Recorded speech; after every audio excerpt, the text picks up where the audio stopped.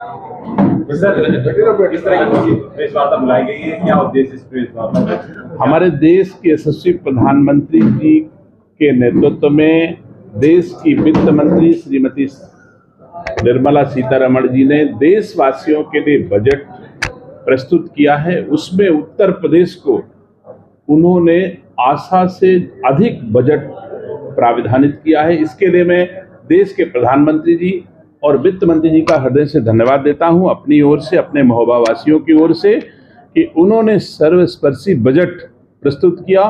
और जो लोग इसका विरोध करते हैं कि हमको उत्तर प्रदेश को कम बजट मिला है, उनकी सरकारों में 2004 से 2014 के बीच में जितना बजट यूपीए की सरकार ने उत्तर प्रदेश को दिया था, उसका 18 गुना बजट केवल हमारे इस वर्ष के बजट में उत्तर प्रदेश को दिया गया है। इसके लिए भी मैं देश के प्रधानमंत्री जी को धन्यवाद देता हूँ।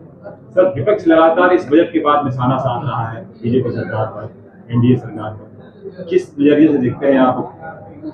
मैं समझता हूँ ममता बनर्जी हो, मैं समझता हूँ ममता बनर्जी जी के बारे में तो मुझे कुछ नहीं कहना, क्योंकि भारत सरकार जब उनको बजट आवंटित करती है तो उसको बे ही नहीं करती है और आरोप बेवजह भारत सरकार पर लगाती है। आते हैं उत्तर प्रदेश की ओर। उत्तर प्रदेश के पूर्व मुख्यमंत्री अखिलेश यादव जी जो विरोध कर रहे हैं बजट का, उन्होंने कहीं नहीं कहा कि रेलवे का बजट कम मिला, उन्होंने कहीं नहीं कहा कि बुंदेलखंड का बजट कम मिला, उन्होंने कभी नहीं कहा कि पूर्वांचल का बजट कम मिला, उन्होंने उत्तर प्रदेश के किसी विभाग का बजट कम कहने की हिम्मत नहीं जुटा पाए, क्योंकि कोई ऐसा क्षेत्र नहीं है जिसमें बजट उत्तर प्रदेश की आशा के अनुरूप अधिक ना दिया हो। हर क्षेत्र को जितना उत्तर प्रदेश का प्रपोजल था उससे ज्यादा बजट हमारे देश के प्रधानमंत्री जी और वित्त मंत्री जी ने उत्तर प्रदेश को दिया है।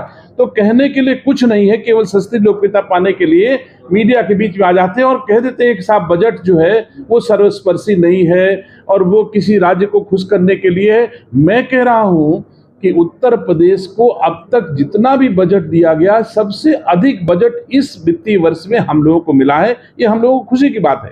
सर, आपने जल जीवन मिशन की बात करी थी। सर, यहाँ पर जो अधिकारी है वो आपको झूठी रिपोर्ट दे रहे हैं। अगर आप कहीं स्थलीय निरीक्षण करें तो जो यहाँ पर पाइपलाइन डाली गई अभी तक उसमें सर पानी नहीं पहुंच रहा है यहाँ पर। ये बिल्कुल ग्राउंड जीरो की रिपोर्ट है। इस पर किस तरह की कार्रवाई की? क्योंकि अधिकारियों की जो गुमनाम रिपोर्ट आपके लिए जाती है वो सरकार के लिए विस्तारी साबित हो रही है, यानी कि सरकार को उससे नुकसान होता है। इस पर क्या प्रतिक्रिया है आपकी? देखिए हमारी सरकार तमाम तरह से इन विषयों पर नजर रखे हुए है। ऐसा नहीं कि केवल हम अधिकारियों पर ही निर्भर है, आप पर भी निर्भर है। आपसे भी आशा करते हैं कि आप हमारा मार्गदर्शन करो। अगर कहीं पर ऐसी चीजें हो रही, आप हमारा ध्यानाकर्षण कराओगे तो हम जरूर कार्रवाई करेंगे। मैं उम्मीद करता हूं जल जीवन मिशन बुंदेलखंड के लिए एक बहुत अच्छी सोच हमारे देश के प्रधानमंत्री जी की थी। बुंदेलखंड एक एक बूंद पानी के संकट में हुआ करता था। इसे बचाने के लिए देश के प्रधानमंत्री ने बड़ा निर्णय लिया है। तो पहली चीज तो ये निर्णय ठीक है, निर्णय तो अच्छा हुआ, पानी देने का निर्णय तो बहुत अच्छा हुआ।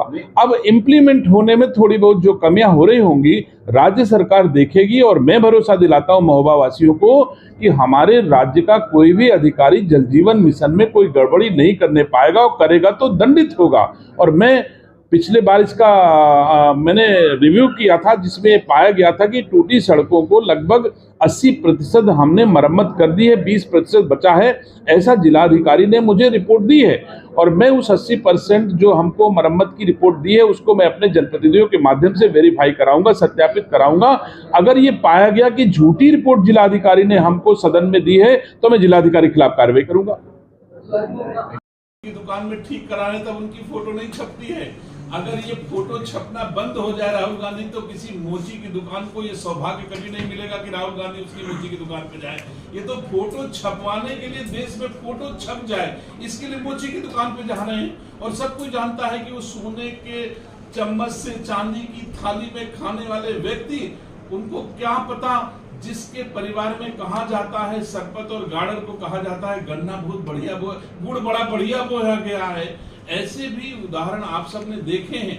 जो आदमी जनेऊ उल्टा पहनता है, कुर्ते के ऊपर पहनता है, जो आरती उल्टा करता है, एंटी क्लॉकवाइज आरती करता है, जिसके बारे में भारतीय संस्कार संस्कृति की कोई जानकारी नहीं है, वो आज हमारे उत्तर प्रदेश के मोची के बारे में सोच रहे हैं, भगवान सद्बुद्धि तो दे रही है। कम से कम मोदी की सरकार और योगी की सरकार ये जो इनको सबको सद्बुद्धि दे रही है, जो एक्स्ट्रा बजट बढ़ाया ये धर्म है, कर्तव्य है, इससे मुझे कोई एतराज नहीं है। अखिलेश यादव सवाल उठाए चाहे राहुल गांधी, उनका सवाल उठाना और हमारी सरकार का सवाल का जवाब देना, ये लोकतंत्र की खूबसूरती है।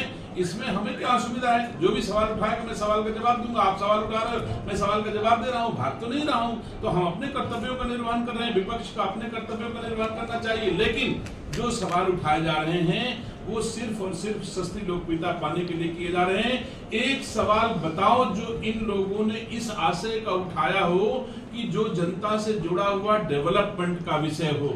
आपने कभी उठाया कि इनको कभी उठाते देखा? किसी का इससे ताल्लुक नहीं। केवल ऐसा सवाल उठाओ जिससे मीडिया सुर्खियों में आ जाए और देश दुनिया तक हमारा चेहरा, फेस और वो दिखता रहे। तो सस्ती लोकप्रियता पाने के अलावा कोई आशा सोलर से अगर आप बिजली अपने घर में बिजली के साथ साथ सोलर का प्लांट लगा लेते हो और उस पर सब्सिडी हमारी सरकार दे रही है, तो बिजली से सस्ता सोलर पड़ रहा है। आज की तारीख में सस्ती बिजली लोगों को मिले, ये प्रयास हमारी सरकारों का है। उसी प्रयास के क्रम में आपको सोलर से